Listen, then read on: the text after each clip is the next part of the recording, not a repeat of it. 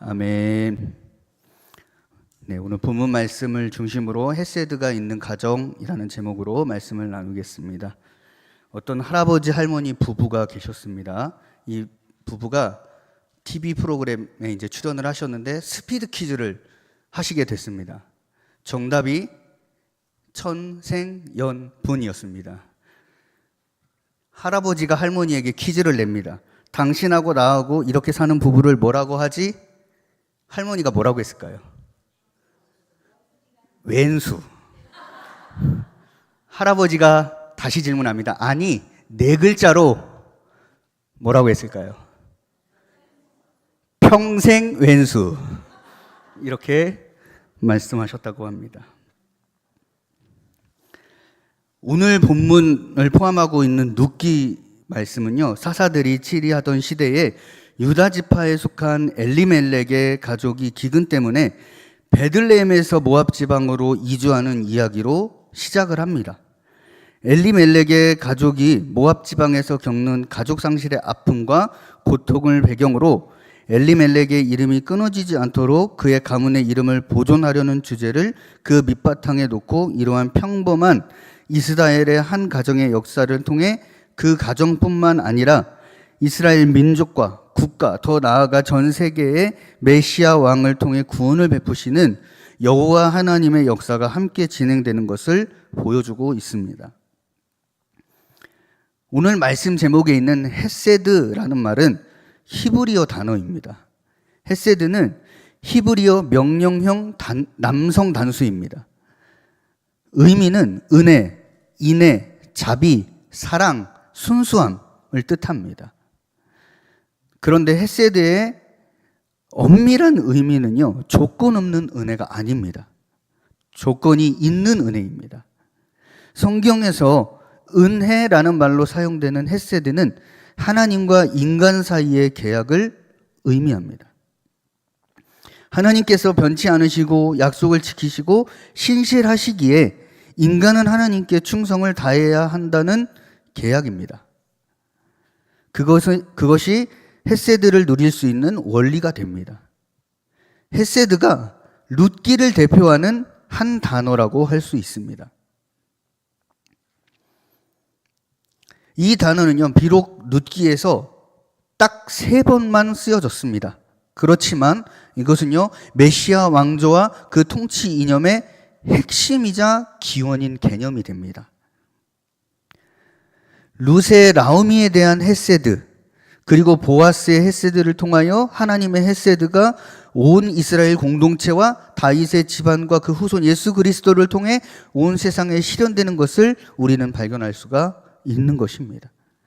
오늘 본문 말씀을 중심으로요, 어떤 가정이 헤세드가 있는 가정인지 함께 알아보고 우리 임마누엘교회 성도님들의 가정이 헤세드가 있는 가정인지 한번 확인해 보시는 시간이 될 수 있기를 축복합니다. 어떤 가정이 헤세드가 있는 가정이냐? 첫 번째로는 자녀들이 부모 세대에게 효도하는 가정입니다. 룻기 1장 14절에서 17절 오늘 본문 말씀에 보니까요, 우리는 룻에게 있어서 효부의 모범을 발견할 수 있습니다. 우리 오늘 본문 말씀을 방송실 다시 한번 띄워주시고요, 다시 한번 읽어보도록 하겠습니다. 룻기 1장 14절로 17절 말씀을 다시 한번 우리 읽겠습니다. 시작. 그들이 소리를 높여 다시 울더니 오르바는 그의 시어머니에게 입맞추되 룻은 그를 부쫓았더라. 라우미가 또 이르되 보라, 내 동서는 그의 백성과 그의 신들에게로 돌아가나니 너도 너의 동서를 따라 돌아가라 하니 룻이 이르되 내게 어머니를 떠나며 어머니를 따르지 말고 돌아가라 강권하지 마옵소서. 어머니께서 가시는 곳에 나도 가겠고 머물겠나이다. 어머니의 백성이 나의 백성이 되고 어머니의 하나님이 나의 하나님이 되시리니 어머니께서 죽으시는 곳에서 어머니를 떠나면 여호와께서 내게 벌을 내리시고 더 내리시기를 원하나이다 하는지라. 아멘. 룻은요, 이방 여자로서 구원을 얻는 여성의 모범일 뿐만 아니라 참 좋은 며느리로서 그 효가 오늘날 우리의 삶의 큰 본이 되어집니다. 서문에서 밝힌 바와 같이 룻은 모압 여성으로서 자기 땅에 와서 거하는 이스라엘 사람의 며느리이고 또 아내가 되었다가 남편을 잃은 사람입니다. 그런 경우에 인간적인 욕망으로는 어떻게 할까요? 어떻게 할까요? 친정으로 가겠죠. 시어머니하고 같이 살 며느리가 지구상에 몇 명이나 될까요? 저 같아도 안 살 것 같습니다.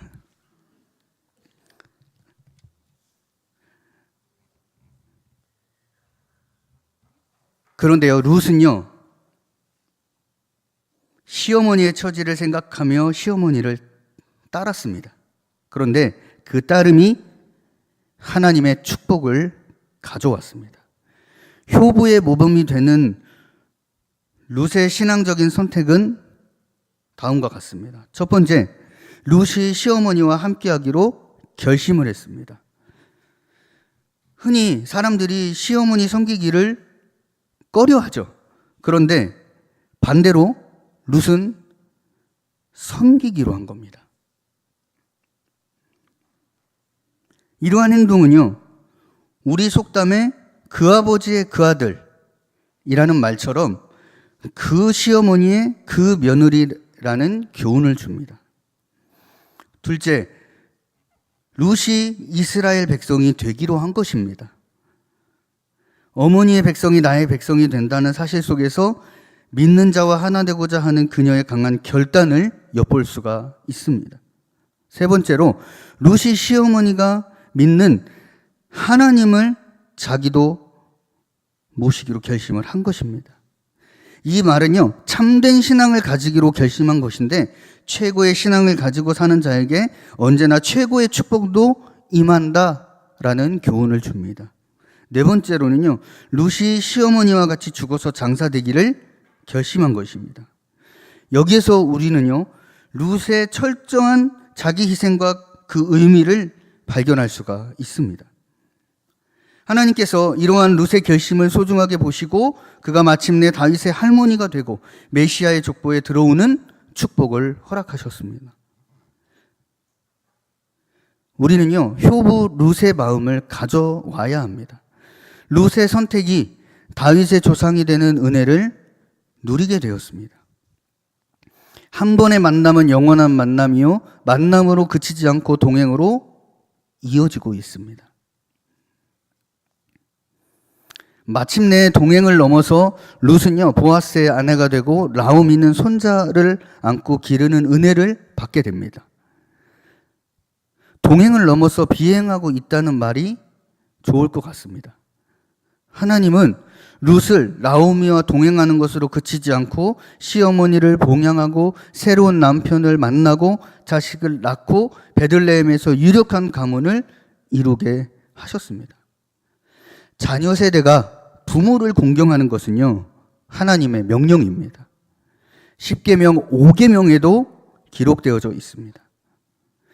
부모 공경은 하나님께서 특정한 약속과 함께 내려주신 첫 번째 계명입니다.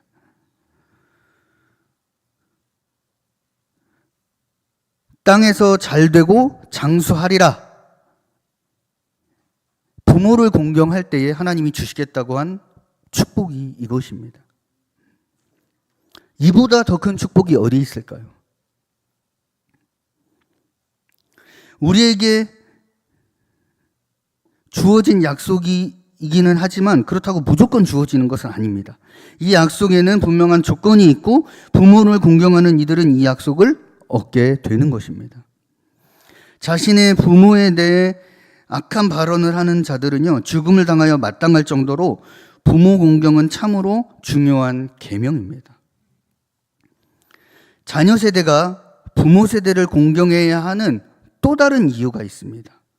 그 이유는요, 부모님의 은혜와 사랑 때문입니다. 우리가 기억해야 할 것은요, 그렇게 부모님은 우리를 사랑하셨다라는 것입니다. 부모님의 사랑은 하늘 아래 어떤 사랑보다 귀한 사랑입니다. 부모님의 사랑만큼이나 아름답고 부모님의 은혜만큼이나 위대한 것은 없습니다. 그렇기 때문에 부모님을 공경해야 할 의무가 있는 것입니다. 자녀 세대는 부모 세대의 희생과 사랑을 기억하고 부모 세대를 사랑하고 공경하며 땅에서 잘되고 장수하는 축복을 누리셔야 합니다. 두 번째로 어떤 가정이 헤세드가 있는 가정이냐? 우리 부모님 세대가 자녀 세대에게 믿음의 유산을 물려주는 가정입니다. 룻은 모압 여자입니다. 모압은 전통적으로 그모스신, 물록신, 다시 말하면요, 바알 종교를 가진 부족이다라는 겁니다. 그런데 짧은 기간 안에 하나님을 알게 되었습니다. 룻이 하나님을 알게 된 것은요, 결혼 이후입니다. 그렇기 때문에 신앙을 가지게 된 시기는 길어도 4, 5년이 안 됩니다. 룻의 믿음은 짧은 기간에 얻은 믿음이고요. 시어머니의 믿음의 유산을 받은 믿음입니다. 그리고 인간적으로 생각하면 자기 가정을 망하게 한 하나님을 생각할 수 있어요. 그런데 나오미의 바른 신앙을 통해 하나님의 채찍으로 받은 올바른 신앙이 된 것입니다. 룻기 1장 16절 17절에 보시면요, 이 고백은 단순한 효성이나 애정을 초월해서 완전한 자기 희생을 감수하는 위대한 신앙, 다시 말하면 오직 여호와만이 나의 하나님이 되신다는 확고한 신앙에서 비롯된 것입니다. 나오미가 비록 이방의 나라에서 남편과 두 아들을 잃었습니다. 그렇지만 하나님을 향한 믿음은요, 잃지 않았을 뿐만 아니라 며느리 룻에게 신앙을 물려주는 믿음의 어머니였습니다. 룻의 간절한 고백은요, 하나님을 경외하는 시어머니의 신앙과 삶을 통해 배운 것이었습니다. 그리고 그의 아름다운 신앙 고백은 이방 여인 룻으로 하여금 믿음의 가문을 새롭게 세우는 기초석이 되게 한 것입니다.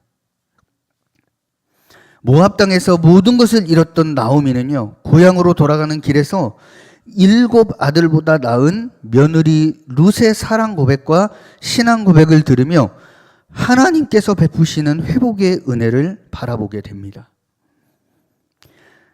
나오미의 믿음을 이어받은 룻은요, 홀로 된 시어머니를 극진히 봉양하는 며느리로 그친 것이 아니라 무너진 가정을 회복하는 축복의 여인이 됩니다. 시어머니의 적극적인 중매로 만난 친족 보아스와 결혼해서 얻은 아들의 출생은 아무런 소망이 없던 나오미와 룻의 가정에 베푸신 하나님의 은혜와 축복의 상징입니다. 더 나아가 이방의 여인이었던 룻은 이스라엘의 왕 다윗을 낳는 증조모가 되었고, 먼 훗날에는요, 온 인류의 구원자이신 예수 그리스도의 족보에 오르게 되는 축복이 있는 여인이 된 것입니다. 부모님들이 자녀에게 신앙의 유산, 믿음의 유산을 물려주는 일은 하나님의 명령입니다. 믿음의 뿌리를 깊이 내리고 믿음을 후손들에게 계승시키고 믿음의 가문을 이루는 것은 모든 신앙인들의 책임이자 의무입니다. 또한 신앙의 유산을 자녀 세대에게 물려주는 것은 하나님의 뜻입니다. 그리고 온 세상을 구원하기 위한 하나님의 전략입니다. 그렇기 때문에 오늘을 살아가는 우리들이 반드시 순종해야 할 하나님의 명령입니다. 신앙의 유산 하면 가장 먼저 떠오르는 사람이 누구일까요? 누구일까요? 성경에 나오는 인물 제외하고 누구일까요?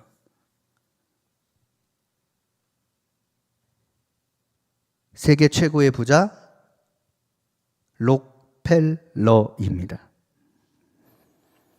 록펠러의 어머니가 록펠러에게 10가지 유언을 하셨습니다. 그런데요, 이 유언이 기가 막힌 축복입니다. 록펠러는 너무너무 가난해서 9살부터 남의 집에 점원으로 일을 합니다. 그런데요, 어머니의 신앙을 물려받은 사람입니다. 어머니가 아무것도 물려주지 못하고 신앙만 물려주셨어요. 그런데 결과론적으로는요, 록펠러는 세계적인 인물이 되었습니다. 록펠러의 어머니가 록펠러에게 물려준 신앙의 유산은요, 10가지가 있습니다. 첫 번째, 하나님을 친아버지로 섬겨라. 두 번째, 목사님을 하나님 다음으로 섬겨라. 세 번째, 주일 예배를 본교회에서 드려라. 네 번째, 오른쪽 주머니는 항상 11조 주머니로 하라. 다섯 번째, 아무도 원수를 만들지 말아라. 여섯 번째, 아침에 목표를 세우고 기도하라. 일곱 번째, 저녁에 잠자리에 들기 전에 반성하며 기도하라. 여덟 번째, 아침에는 꼭 하나님 말씀을 읽어라. 아홉 번째, 남을 도울 수 있다면 힘껏 도와라. 열 번째, 예배 시간에는 항상 앞에 앉아라. 이렇게 유언을 하셨습니다. 우리 부모님 세대 성도님들이 자녀에게 재산을 많이 물려주시지 못하셔도 괜찮습니다. 록펠러의 어머니처럼 신앙의 유산을 물려주시는 부모님들이 되시기를 축복합니다. 하나님을 경외하는 신앙을 자녀들에게 물려주는 부모님들이 되시기를 축복합니다. 저의 이야기를 하고 설교를 마무리하려고 합니다. 제 얘기를 해서 죄송합니다만은 제 얘기를 잠깐 하도록 하겠습니다. 저는 이제 친가 쪽으로는 제가 신앙이 1대고요. 외가로는 제가 3대입니다. 외할머니, 어머니, 저까지 이어져오는 3대인데요. 신앙의 유산을 외할머니께서 어머니에게, 또 어머니는 저에게 이렇게 물려주셨어요. 그래서 저의 인생에 굴곡이 있을 때마다 그 어려움들을 극복하는데 큰 힘이 되었습니다. 제가 아주 어렸을 때, 어머님 말씀으로는 3살쯤, 3살, 4살 요때 이제 외할머니께서 2년 정도를 저를 이제 키워주셨다라고 이제 들었는데요. 그러면서 저를 키우시면서 아기 때는 안 울면 이상하잖아요? 다 울잖아요? 근데 제가 하도 우니까 또 울 때마다 이렇게 포대기에 업어서 항상 찬송을 불러주셨어요. 근데 제일 많이 불러주셨던 찬송이 지금 제 찬송의 18번입니다. 주 안에 있는 나에게. 이 찬송을 정말 좀 과하게 표현하면 질릴 정도로 불러주셨다고 해요.